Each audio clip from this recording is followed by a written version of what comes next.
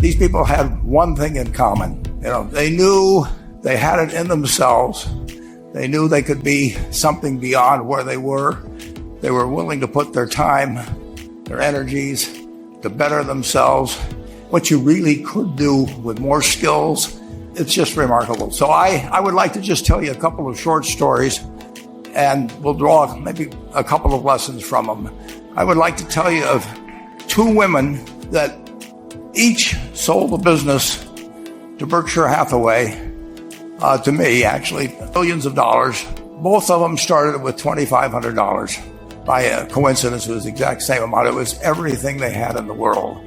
And one of them was a woman who landed in Seattle in 1917, couldn't speak a word of English, had a tag around her neck. The tag said Fort Dodge, Iowa. The Red Cross got her to Fort Dodge, where she was reunited with her husband who had come to the country a couple of years earlier. And she lived in Fort Dodge for 2 years. And as she put it, she felt like a dummy. She couldn't pick up the language. She couldn't learn a word. And so she and her husband decided to move to Omaha. So they came to Omaha in 1919. And there she found a small colony of Russian Jews, so she started feeling more at home. And then as her oldest daughter went to school, she would come home, this daughter, Frances, and she would teach her mother the words she learned in school that day. And this woman, Rose Blumpkin, spent 20 years saving money, bringing first her siblings over, her mother and father, $50 a time. She sold used clothing to do it. She had 4 children during this period. And by 1937, after 20 years, she'd saved $2,500. She went to Chicago and she bought what she could of furniture. Her dream had always been to open a furniture store. And this woman who had never gone to school one day in her life, with $2,500, but with the same spirit that the people in this room had about having a dream and working to accomplish that dream, she built a business which she sold to me in 1983 for $60 million approximately, which did $1.5 billion worth of business last year. The 4th generation is working in that business. This woman, Rose Blumpkin, she worked for me until she was 103. And then she retired and she died the next year, which is a lesson to all of Berkshire's managers that premature retirement, you can't tell what's going to happen. But Mrs. B, with her $2,500, one further fact about her, she could not read or write. And she went into a furniture business, and she didn't bring anything unique in furniture, but she brought a determination to succeed. She knew she could outwork anyone else. She knew she cared about her customers. She worked at very low gross margins, but she built this incredible business. And I saw one other woman who did a similar thing with $2,500. I paid her hundreds of millions of dollars for her business. So I decided to go to the source and get these people before, I don't want you guys coming around to me asking me 100 join in with you much earlier. So I've followed this group, and today I'd like to tell you about one other small business person. This person, I went to buy his business from him, and he turned me down, which was very wise. But this was a fellow who was born about 8 years before I was. He was born in 1922, lived in the Midwest. He was a pretty good athlete, didn't like school much. And I'm going to tell you one thing early in the story. Maybe you can figure out who the guy was. The company he built hires more college graduates each year than any other company in the United States. And this fellow, who was destined for this but did not know it, Jack, went to college for a year and then dropped out. He really wasn't that interested in school. And the year he dropped out was 1941. And when the United States became under it, he went down to the Army Air Force recruiting station, volunteered, and they turned him down because he had hay fever. So he went over to the Navy and again volunteered, and they took him. They put him on an aircraft carrier. He flew small flight airplanes during World War II, got 2 distinguished flying crosses from the Navy, and then he came back to the Midwest. So now we've got a young guy. Probably by this time he would be 23 or 24 years old. And the interesting thing is, he got back to the Midwest, and he actually kind of went from one job to another for a short period of, or not such a short period of time. And he finally became a used car salesman at a Cadillac dealership in St. Louis, Missouri. And at age 35, having moved up in the organization, the sales organization, he said to his boss, "Could I go into car leasing business with you?" The boss said, "Well, if you'll cut your salary in half and you'll come up with," I think it was $25,000, which he borrowed, "we can become partners in a car leasing company." So my friend Jack started at age 35 in the car leasing business. And he had 7 cars. It was pretty slow. In fact, one of the things he did was whenever the phone rang, he let it ring 3 or 4 times so people would think that he was very busy answering other phones. And of course, it was the only call he was going to get all day. So his first venture was okay, but it wasn't really going to go anyplace. And there's a lesson in this for all of us. At age 40, he decided, with 17 vehicles, 17 cars, he was going to go into competition in the rent-a-car.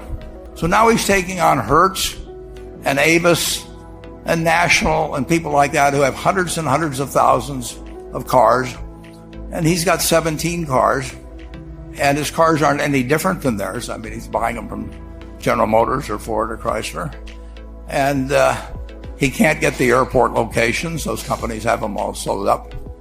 But he was determined that he would basically offer the customer, can't offer him a different car, but he can offer them friendlier service than they've ever seen.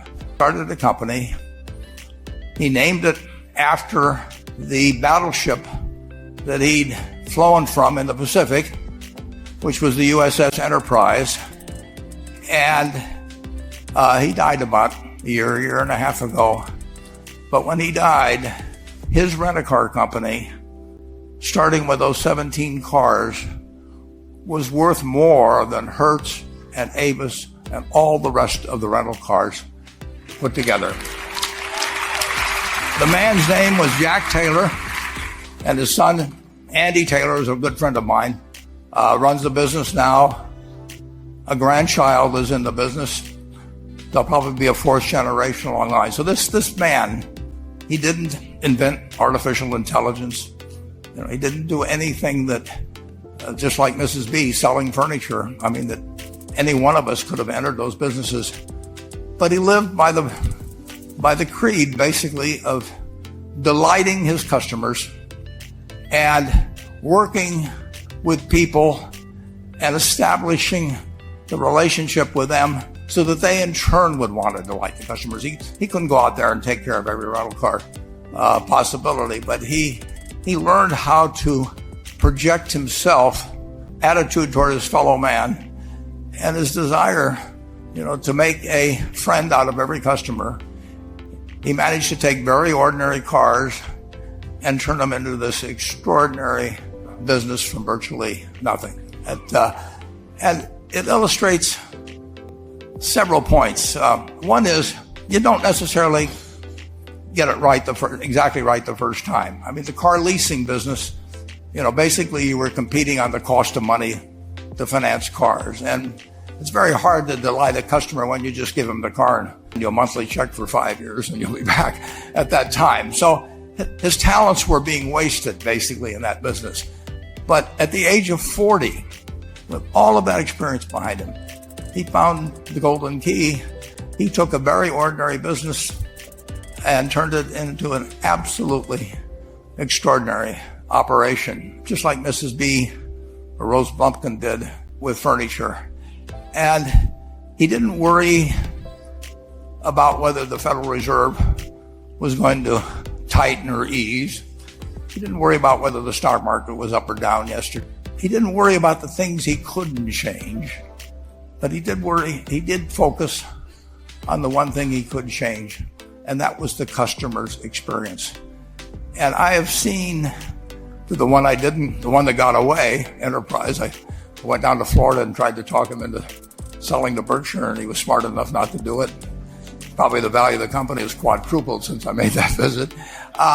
But he was smart enough to see that he would find that business. Henry Ford, as you know, failed twice before he started the Ford Motor Company in 1903. I mean, the test isn't whether you get the greatest business idea in the world the first time out. The test is whether you keep learning as you go along what your strengths are and what you can do for your customers, what you can bring especially to the party. And to do that, you need the education that I know you've received through 10,000 small businesses, but you need a genuine desire day in, day out to delight the customer. I've never seen a business, and I've seen a lot of businesses, but I've never seen one that delights the customer that doesn't succeed. I mean, what you want is that customer the next day when they think, do I want to rent a car or do I want to buy some furniture? What goes through their mind? You know, it's the place where they've had a great experience.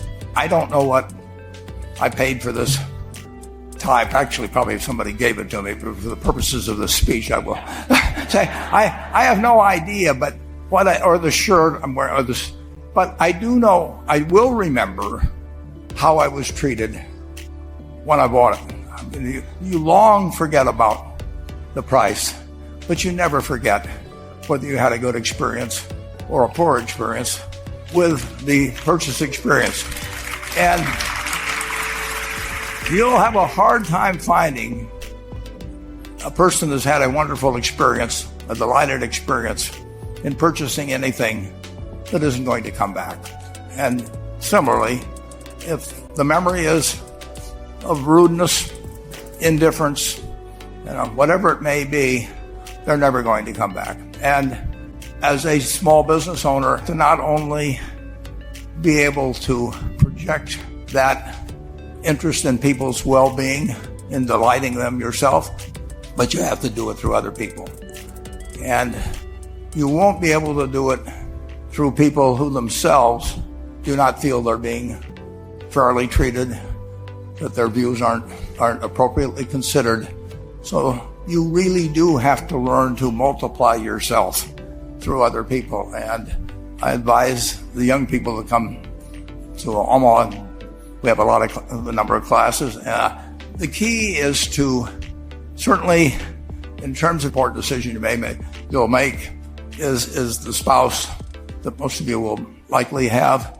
And it's very important to surround yourself with people that are better than you are.